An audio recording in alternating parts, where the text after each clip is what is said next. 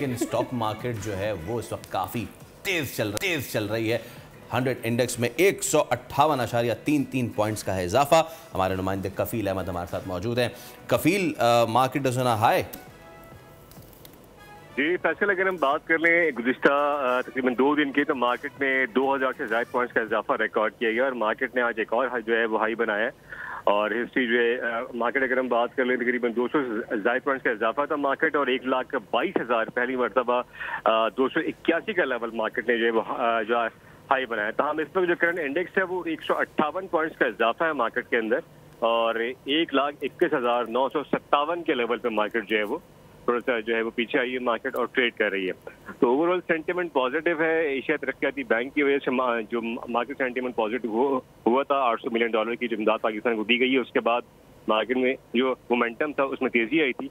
और माहिरीन का यही ख्याल है कि जो चीज़ें थी वो खासी हद तक रिजॉल्व हो गई हैं और जो ओवरऑल सेंटीमेंट है खासा एतमाद बहाल हुआ सरमाएकार का। ठीक है, thank you so very much for updating us about the market.